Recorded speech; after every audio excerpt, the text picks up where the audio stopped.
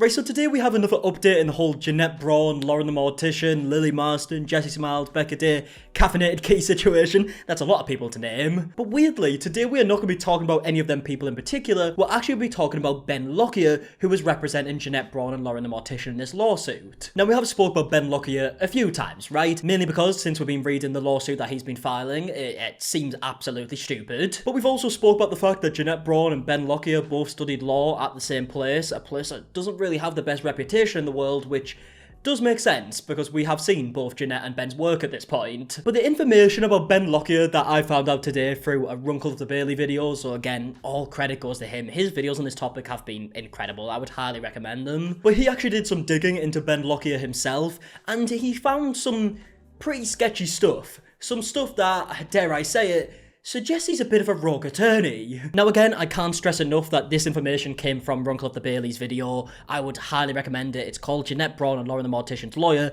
Benjamin Lockyer, has ethical issues of his own. And of course, with Runkle of the Bailey being an attorney himself, he knows a lot more about this stuff than I do, so if you want a more in-depth video, I would definitely recommend that. It'll be linked in the description. But this video actually came out a few days ago at this point, and I was only just made aware of it today because I was on holiday at the time, or a vacation to my American viewers. And yeah, honestly, I was gobsmacked watching this video, but let's add some context to this. So Runkle of the Bailey actually had a look at Ben Lockyer's resume, and he found some very interesting stuff. For example, he has a section called Extensive Experience, where it says Ben Lockyer's background as a former Assistant Attorney General for the state of Illinois, specializing, and by the way, that's a very key word in this, specializing in financial crime prosecution, provides invaluable insights into the nuances of white-collar criminal defense. We have successfully represented clients facing a range of complex cases involving financial fraud, tax evasion, money laundering, and organized crime. Now, there is a few reasons why this is a problem. The first one being because it doesn't really seem like it's true. Like, he's saying here that he has extensive experience in this, that he's specializing, and blah, blah, blah, blah, blah. But when you actually look at his experience,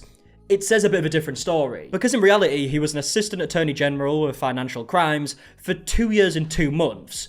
Which doesn't sound that crazy, really. It definitely doesn't sound long enough to say you have extensive experience, to say the least. And the reason why this is a problem is because there's rules of professional conduct, where it says you can't be misleading. A lawyer shall not make a false or misleading communication about the lawyer or the lawyer's services. A communication is false or misleading if it contains a material misrepresentation of fact or law, or omits a fact necessary to make the statement considered as a whole not materially misleading. And to go even further with this, it says the Supreme Court of Illinois does not recognize certifications of specialties in the practice of law, nor does it recognize certifications of expertise in any phase of the practice of law by any agency, governmental or private, or by any group, organization, or association. And then carrying on even further, it says, except when identifying certificate, awards, or recognitions issued to him or her by an agency or organization, a lawyer may not use the terms certified, specialist, expert, or any other similar terms to describe his qualifications as a lawyer, or his qualifications in any subspeciality of the law. Now, one key word there was obviously specialist, and when he's saying that he specializes in these things, it's very similar, isn't it? I mean, specializing, specialist, same shit. Now, in Runkle of the Bailey's video, at this point, he does say he is nitpicking a little bit, which is fair enough, but I definitely think it is worth bringing up because we're talking about an actual attorney here. Someone who should know this stuff. And it does kind of put in perspective the type of person we're dealing with, and it does make more sense why the lawsuit has turned out the way that it has. But then things start to get even more bizarre, and this is the stuff that I was really shocked at, right? Because you actually go over to Ben's resume, it says, Ben has worked with a variety of nationally recognized and grassroots businesses and creatives in growing and protecting their brands. Ben's work has included representing and working with brands such as Canada Goose, Chrome Heart, Fear of God, General Motors, Hallmark, Mac Miller, MCM, Nipsey Hussle, Swarovski, I've always pronounced that wrong, you know, the jewelry place, Tory Burch, Verizon, Von Dutch, Walmart, and Crayola. Now, there's a few things that stood out to me straight away before we even get into the legalities of it, and the first one being,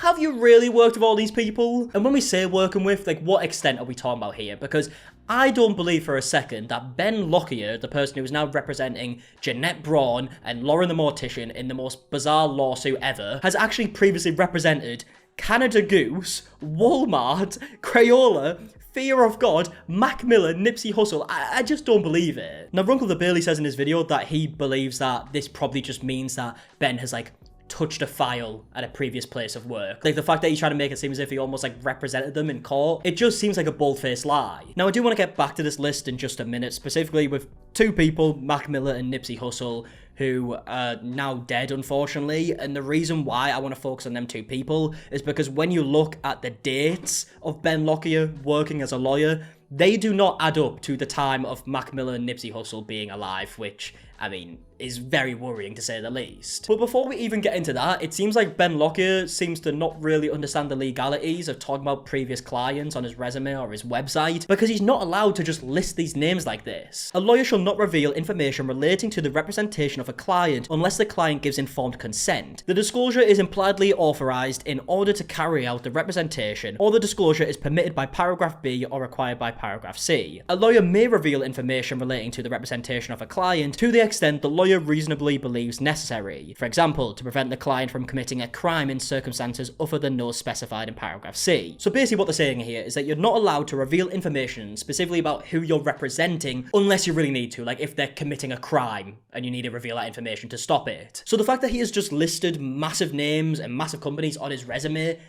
is so against what he is allowed to do, and he should know this, again, because he is an attorney. And in fact, he definitely knows this, because on his website, when he's trying to speak to, like, future possible clients, he says, "We understand the unique challenges that high-profile clients face. Our discreet and confidential representation ensures that our clients can maintain their privacy and dignity throughout the legal process." So he clearly understands this, but then he has another section where he's listed the names that he's represented, which makes zero sense. Now, Ronco of the Bailey does show an example of someone who is doing this correctly, an attorney that is doing this correctly, where they have said, counselled video game company regarding packaging and labelling language, so on, defended video game publisher, defended pharmaceutical company, defended international bank. Like, you can see he is mentioning who he has defended, who is represented in court, without actually naming them specifically. This is how you're supposed to do it. Whereas Ben Lockyer is just name-dropping left, right, and centre with Walmart, Crayola, Nipsey Hussle, Mac Miller, and so on. But then, even on top of that, where this stuff gets even more worrying, if we actually look here, Ben Lockyer was registered as an actual attorney November 8th, 2018. Now, the reason why that date is very important is because Mac Miller passed away before that date. So how on earth did Ben Lockyer represent Mac Miller before Ben Lockyer was even an attorney? Now, like I mentioned before, Ronco of the Bailey believes that maybe he's like touched a file or something like that in a previous line of work and has decided to put on his resume for some reason. And even in the case of Nipsey Hussle, Ben Lockyer did not become an attorney at a firm that deals with like IP issues until 2022, which again is after Nipsey Hussle passed away. So either the list is a lie or it is incredibly misleading. And even on top of that, there shouldn't be a list in the first place. And just when you thought Ben Lockyer couldn't get any more sketchy, Ronco of the Bailey actually reached out to him with this information and said like, what's going on here? Showed how things weren't adding up, also mentioned the fact that you're not even allowed to do this in the first place, and Ben Lockyer didn't reply, but he removed it from his website. So he tried to secretly like remove the evidence without actually replying or giving a statement. I mean, Ben Lockyer and Jeanette Braun, two peas in a pod, to say the least. Like, I have no idea how Lauren the Mortician has managed to get herself involved with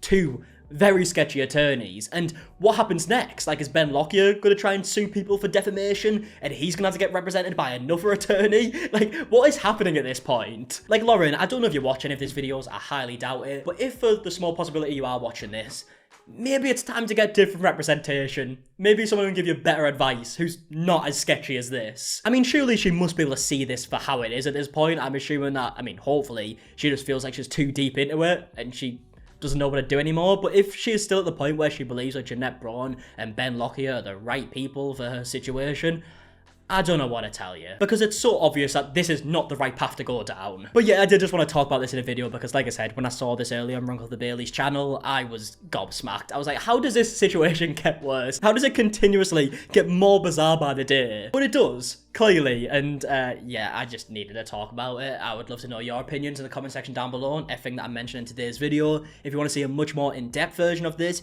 go over to Ronco of the Bailey's channel. I would highly recommend it. And yeah, that's going to be it for this video. If you did enjoy, leave a like, subscribe, all that stuff. And until the next one, I'll see you guys in a bit. Alright, goodbye.